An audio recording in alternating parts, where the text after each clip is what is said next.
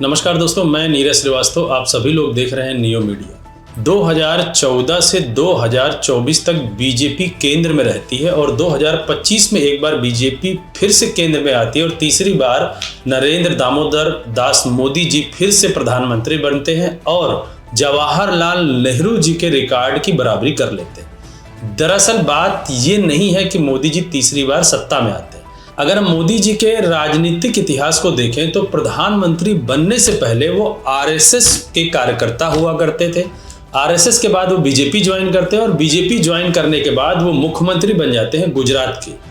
गुजरात में वो लगातार मुख्यमंत्री रहते हैं और हर बार वो गुजरात में बम्पर वोटों के साथ जीतते रहे। जब तक मोदी जी गुजरात के सीएम रहे तब तक गुजरात में बीजेपी बम्पर सीटों के साथ सरकार बनाती रही।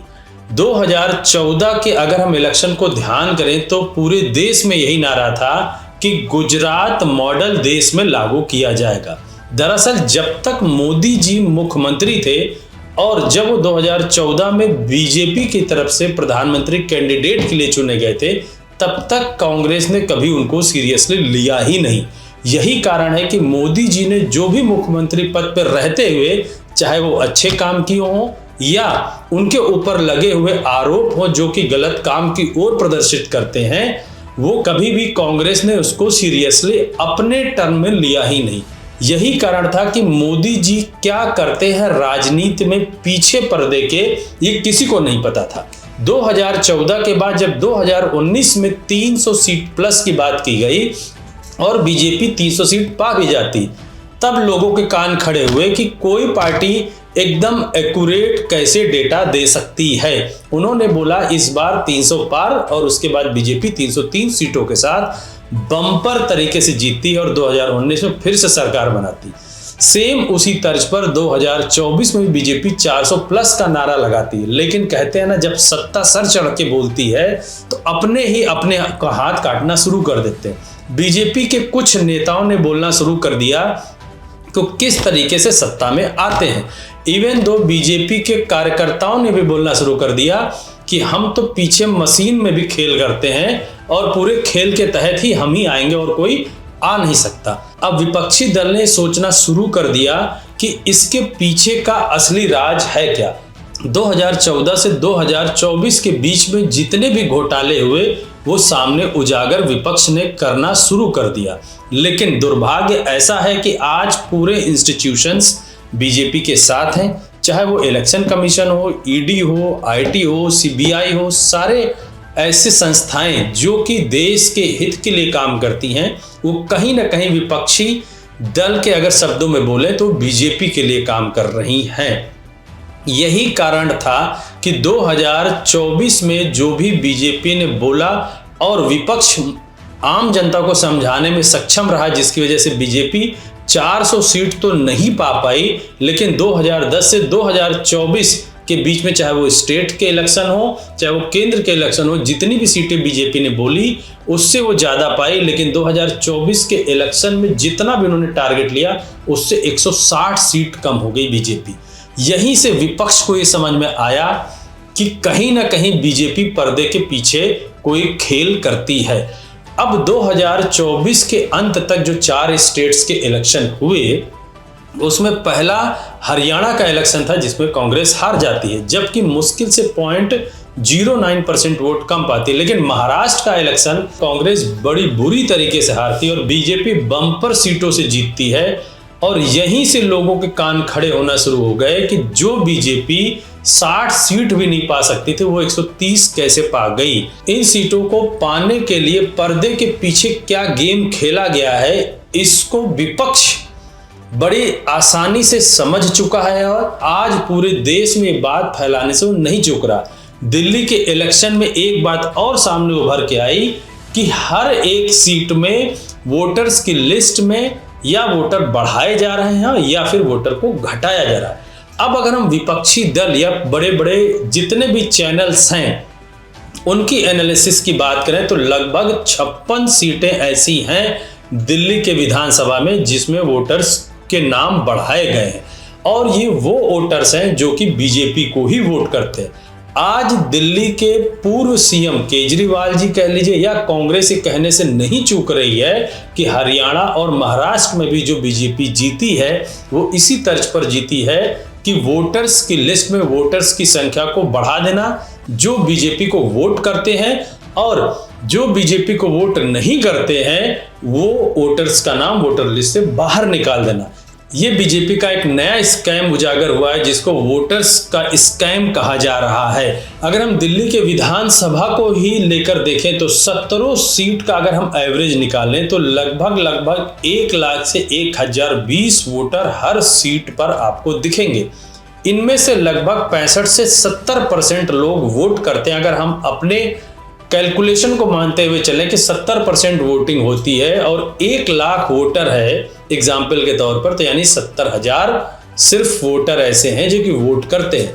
उनमें से अगर हम 2015 और 2020 के आंकड़े को देखें तो आम आदमी पार्टी को लगभग 53-54% वोट मिलते थे और हम अगर उसी को 50 मान लें तो यानी कि 70,000 में से 35 से 36,000 वोटर्स जो हैं वो आम आदमी पार्टी को वोट करते हैं। लगभग 20 से 25,000 वोटर बीजेपी को वोट करते हैं और जो भी आम आदमी पार्टी 2015 और 2020 में सीटें जीती थी उन 67 सीटों का अगर हम एवरेज निकालें तो लगभग 12 से 15,000 वोटों से हर सीट आम आदमी पार्टी जीती है। ये बात बीजेपी को कहीं ना कहीं पूरी तरीके से पता है। इसी एवरेज को लेकर बीजेपी ने लगभग 56 सीटों पर अपने वोटर लिस्ट को बढ़ा दिया और जो भी आम आदमी पार्टी के वोटर्स थे उनको काट दिया। अगर हम इलेक्शन कमीशन या अपने जो वोटर लिस्ट में वोटर्स के नाम डाले जाते हैं या वोटर्स लिस्ट से वोटर्स के नाम हटाए जाते हैं उसके कुछ प्रोसीजर्स हैं। उसमें फॉर्म 6 एक होता है जिसके भरने के बाद आप वोटर लिस्ट में अपना नाम डलवा सकते हैं और इसी तरीके से रिक्वेस्ट दी जाती है कि ये लोग उपस्थित नहीं हैं और इनका नाम वोटर लिस्ट से हटाया जाए। हो सकता है वो कहीं और शिफ्ट हो गए हो कंट्री में या वो इस संसार में ना हो। लेकिन अगर हम देखें तो बीजेपी का यह स्कैम एक सोची समझी साजिश के तहत पूरे देश में चलाया जा रहा है। विगत 2014 से 2024 के बीच में जितने भी इलेक्शंस हुए हैं उन इलेक्शंस में वोटर्स की लिस्ट में से वोटर्स के नाम हटवाने के लिए बीजेपी एक पूरी टीम तैयार करके रखी है। उस टीम के लोग पूरी तरीके से हर एक सीट में चढ़ बढ़कर भागीदारी करते हैं कि वोटर्स के नाम कैसे हटवाए जाएं। अगर हम बूथ दर बूथ की बात करें तो बीजेपी एक ऐसी पार्टी है जिसके पास बहुत ज़्यादा पैसा है और कार्यकर्ता भी उनके पास बहुत ज़्यादा उपस्थित है। अगर हम गौर से देखें 543 लोकसभा की सीटों में जितने भी बूथ होंगे उसमें हर जगह बीजेपी के कार्यकर्ता मिल जाएंगे, लेकिन विपक्षी दल के कार्यकर्ता 50% से भी कम सीटों पर मिलेंगे। बूथ की तो बहुत दूर की बात है। इस वजह से बीजेपी के जितने भी कार्यकर्ता और बीजेपी पार्टी को पता चल जाता है कि यह वोटर उनको वोट करेगा या नहीं करेगा। इसी वजह से जिन वोटर्स को चिन्हित कर लेते हैं कि बीजेपी को वोट नहीं करता वो पूरा प्रयास करते हैं कि वो वोटर लिस्ट से उनका नाम हटा दिया जाए। अब दिल्ली में भी यही चीज शुरू कर दी गई है। अगर दिल्ली में ये चीज है और लगभग 10-12 हजार वोट से ही हार जीत का फैसला होना है, कुछ ऐसी भी सीटें हैं जिसमें 1000 से भी कम वोटों से फैसला हो जाता है। बीजेपी एक वेल ऑर्गेनाइज्ड स्कैम तैयारी कर रही है जैसा कि विपक्ष कह रहा है। अगर देखा जाए तो बीजेपी के पास दिल्ली या हरियाणा में जीत के लिए मात्र 2 लाख ऐसे वोटर चाहिए जो बोगस वोटर हो, जिनकी कोई आइडेंटिटी ना हो। लेकिन बीजेपी आज सत्ता में है केंद्र में और बीजेपी मजबूत स्थिति में है। जितने भी गवर्नमेंट के अधिकारी हैं वही वोटर लिस्ट में नाम भी डालते हैं, वही वोटर लिस्ट से नाम हटाते हैं। यानी कि बीजेपी के लिए ही वो काम करेंगे। यह कहीं ना कहीं अंदेशा या संदेह विपक्ष दल को हमेशा बना रहा है और वही ये बात बोल रहा है कि बीजेपी एक वेल ऑर्गेनाइज तरीके से वोटर लिस्ट से वोटर्स के नाम हटा रही है और अपने फेक वोटर्स को उसके अंदर डाल रही है। अगर हम एक एग्जाम्पल लेकर समझें तो 2 लाख वोटर अगर फेक तरीके से हर एक कॉन्स्टिट्यूएंसी में 10 से 15 हजार वोटर डाल दिए जाएं और उन वोटर्स को 2 या 3 कॉन्स्टिट्यूएंसी में वोट देने का मौका अगर मिल जाए तो ये मान के चलिए लगभग 40 से 50 सीटें ऐसी हैं जो प्रभावित हो सकती हैं। इस चीज का प्रमाण जो आज दिल्ली में लोग बोल रहे हैं विपक्षी दल वोटर्स लिस्ट से वोटर का हटाना, इसका प्रमाण अगर हम हरियाणा में देखें तो आपको मिलता है। हरियाणा में बहुत सारी ऐसी सीटें थी जिसमें से लगभग 10-10, 15-15 हजार वोटर्स के नाम हटाए गए, नए जोड़े गए और फिर इलेक्शन कमीशन 2 से 3% वोट परसेंटेज बढ़ा भी देता है। वो अगर हम दोनों कैलकुलेट कर लें तो ये पता चलता है कि बहुत सारी ऐसी सीटें हैं जिनमें वोटर्स के नाम बढ़ाए गए थे और वो सीटें बीजेपी ही जीती है।